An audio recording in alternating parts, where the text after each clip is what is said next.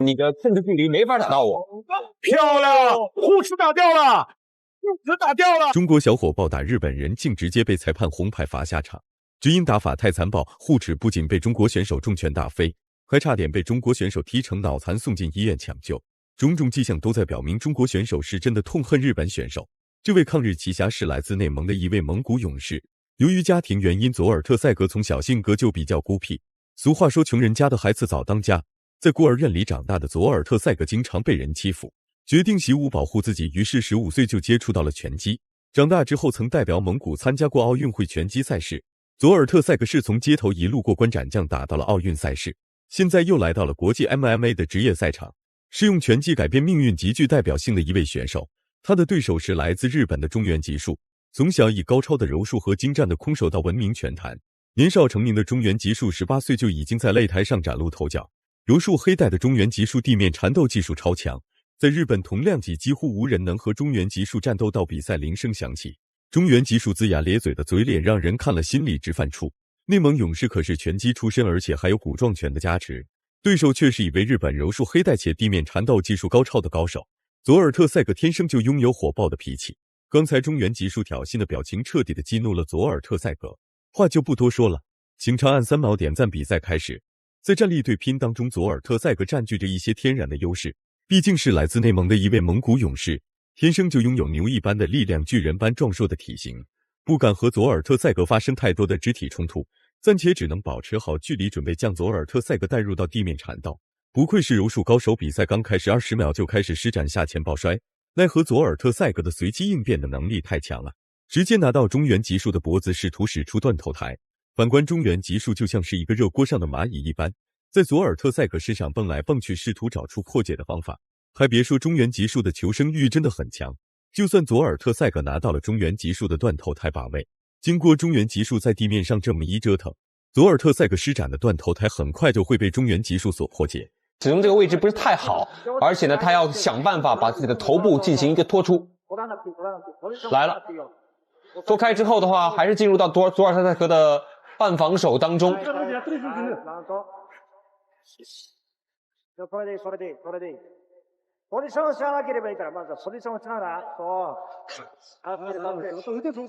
现在佐尔特塞格对于中原吉树的上肢的防守做得非常的到位，以至于中原吉树还没法出拳。是。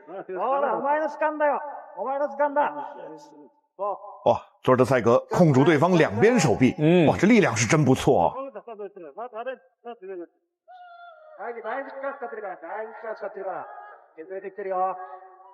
但两个人由于在整体的力量较量上面会非常接近，所以说我们看到目前为止的话，谁也没有办法对对方实施一些有效的打击。是。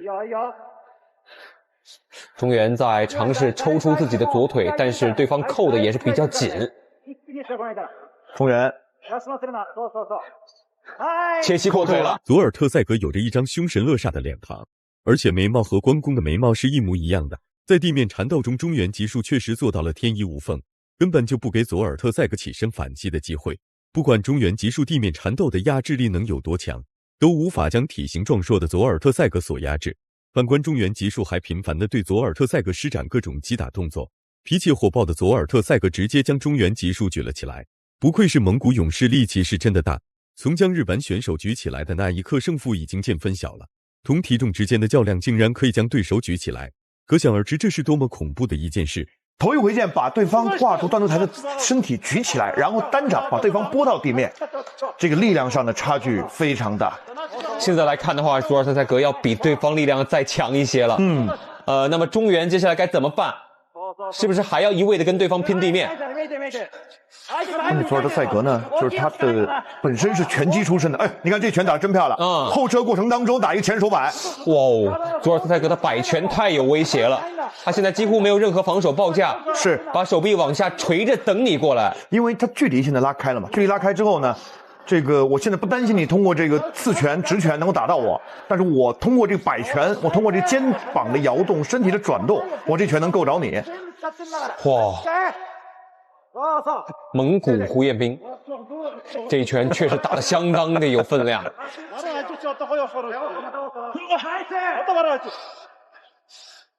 中原算是碰上硬茬了。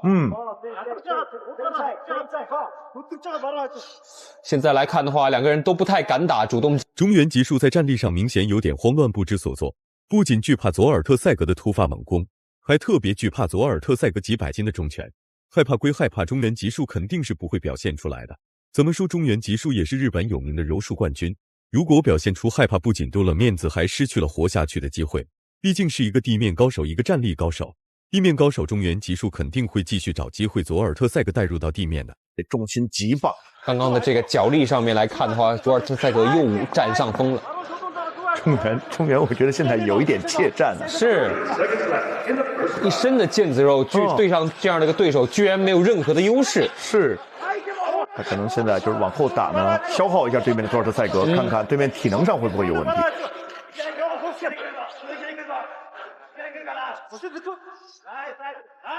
你看，佐尔特赛格手胳膊完全是垂下来的。对，可以见得佐尔特赛格拳头的力量是有多么的恐怖。几记换拳就将中原吉树的护持给干掉了，不仅现场解说和裁判蒙圈了，就连中原吉树都处于蒙圈状态，根本就不敢相信眼前的这一切是真的。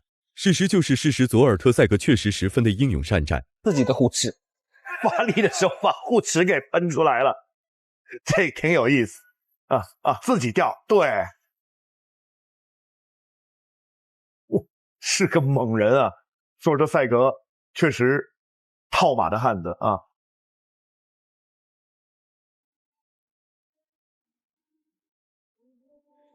这样来看的话，佐尔特赛格不仅占据着臂展上面的优势，还占据着力量上面的优势。那么接下来，如果从战力对拼的角度上面来说的话，中原显得会很被动。是。那么下一步他该怎么做呢？如果和对方用柔道的方式带进地面，他有自信能够在地面角力当中去获得身位上面的优势吗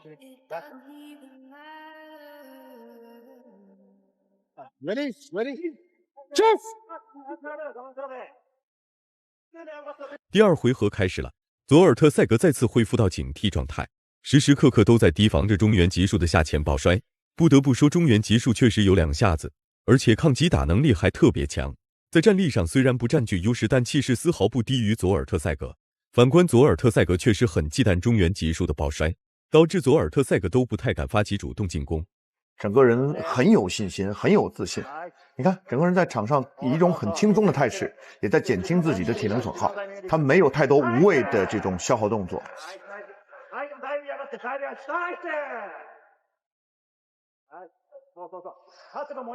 今天他是带着一种居高临下的比赛的态度，在和中原吉树进行比赛。这是红脚选手天然的一些心理上面的优势。是。中原吉树对地面实在是太过于执着，通过阴险的下潜抱摔，中原吉树再次将佐尔特赛格压在地面上。这个时候的中原吉树就像是一条大巨蟒缠在佐尔特赛格身上，使劲施加压力，尽量不给佐尔特赛格喘气的机会。不过佐尔特赛格的蛮力大家都是有目共睹的，想要和佐尔特赛格拼蛮力，中原吉树肯定是拼不过的。但是佐尔特赛格凭借着自己强大的力量再次重新起身，并且再把中原顶到笼边。中原要保护好这段时间他的身上任何可能被击打的部位，因为佐尔特赛格有可能在瞬间扑出的瞬间做一个击打。两个人拉开了。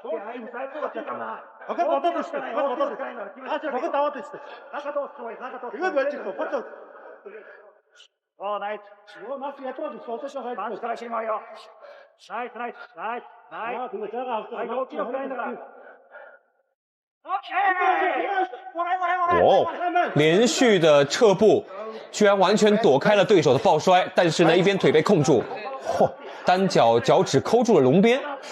这个是算违规的啊。他应该就是他现在只是卡在这个位置上面啊。刚才做了一个双脚蹬笼边的一个动作，对，这个动作甚至是像这 WWE 的这个动作了。此时的中原吉树还想学佐尔特赛格将其举起来，奈何佐尔特赛格的定力实在是太强了，柔术出身的中原吉树根本就不是佐尔特赛格的对手，更别说是在地面缠斗当中将佐尔特赛格降服，根本就不是一件切实际的事情，更不是一个贴近现实的想法。佐尔特赛格坐在地上一动不动，等待机会起身反击。打撃出しないと止められちゃうからな。それがだらわれちゃうなっちゃう。まずそのクラッチ切れないから。相手のクラッチを。そうないしないしない。狙って狙って。そう。はい、サイド。OK。时間使え。好，到上位，佐尔特塞格这个位置呢就比较消极了。切西的过腿，佐尔特塞格完全被中原结束齐乘在上身。这时候又一个裸脚，再转过身来，这个位置还相对好一些，但是也处在齐乘的位置。现在的话，中原结束要把握好自己难得控制住的有利身位。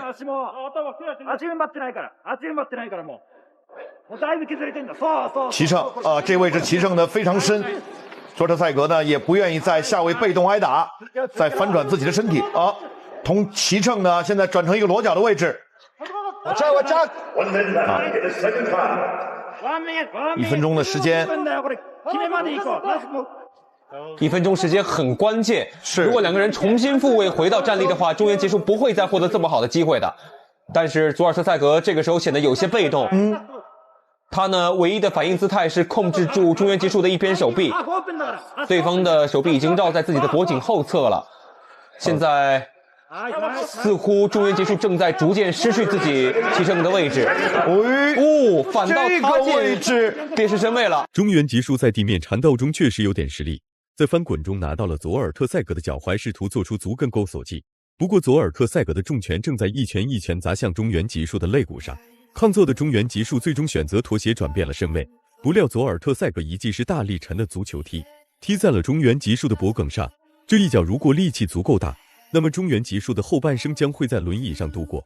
奈何裁判急忙暂停比赛去查看伤势，这一现象本就是一个违规现象，如果中原结束不能起身，那么佐尔特塞格将会面临红牌罚下场的危险。如果中原结束能够起身继续战斗，将会成为万人敬佩的铁脖子。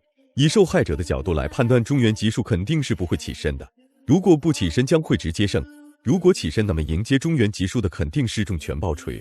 作为一个阴险狡诈的日本选手，内心肯定已经做好了决定。最终裁判宣布佐尔特塞格因为使用违规打法获得了1场红牌，黄牌是失去巨额出场费，红牌则是直接被罚下场。不仅出场费没了，还获取了一个不好的名声，而且还极有可能以后都无缘 ONE 冠军赛的赛事。但是挨揍的是日本人，心中还是有点暗喜的。不管是谁，只要是揍日本选手，中国人肯定是第一个支持。